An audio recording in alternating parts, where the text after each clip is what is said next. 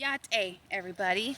Demetria Smith here. Thank you for coming to my video and wanting to read a book with me, especially about Indigenous culture, the Navajo culture, which is my culture. Let's begin this book.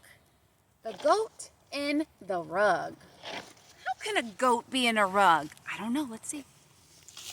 My name is Geraldine, and I live near a place called Window Rock with my Navajo friend, Glen Mei. It's called Window Rock because it has a big round hole in it that looks like a window open to the sky.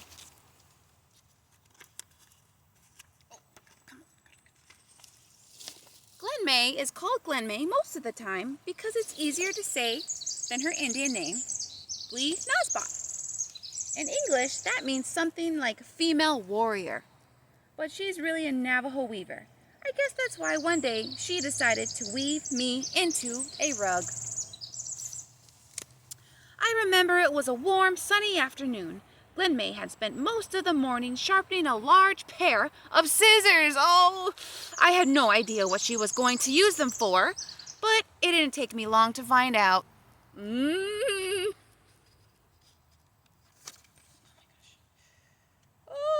gotta turn the page. Okay. Before I knew what was happening, I was on the ground and Glen Mei was clipping off my wool in great long strands. It's called Mohair, really. It didn't hurt at all, but I admit I kicked up my heels some. I'm very ticklish for a goat.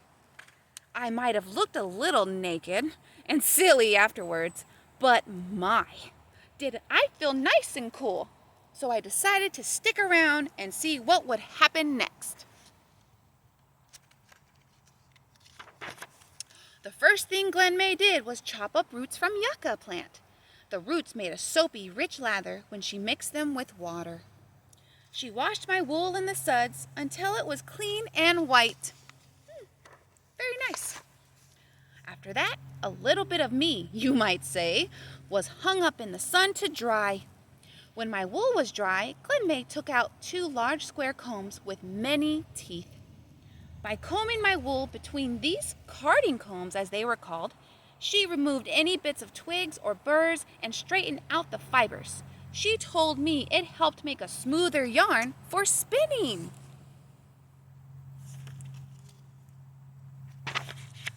Then Glen Mei carefully started to spin my wool, one small bundle at a time, into yarn.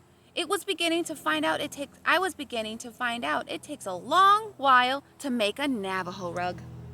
Again and again, Glen Mei twisted and pulled the wool. Then she spun it around a long, thin stick she called a spindle. As she twisted and pulled and spun, the finer, stronger, and smoother the yarn became. Interesting. Very interesting. I like this story so far. A few days later, Glen Mei and I went for a walk. She said we were going to find some special plants she would use to make dye. I didn't know what dye meant, but it sounded like a picnic to me. I'd love to eat plants. That's what got me into trouble. It's not good to get in trouble. While Glen Mei was out looking for more plants, I ate every one she had already collected in her bucket. Delicious. The next day, Glen Mei made me stay home while she walked miles to a store.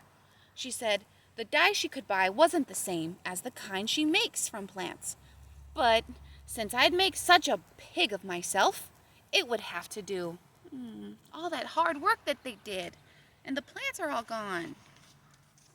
I was really worried that she would still be angry with me when she got back. She wasn't, though, and pretty soon she had 3 big potfuls of dye boiling over a fire. Then I saw what Glen Mei had meant by dyeing. She dipped my white wool into one pot, and it turned pink. She dipped it again. It turned a darker pink. By the time she'd finished dipping it in and out and it hung up to dry, it was a beautiful deep red color. Fun. After that, she dyed some of my wool brown and some of it black. I couldn't help wondering if those plants I'd eaten would turn all of the same colors.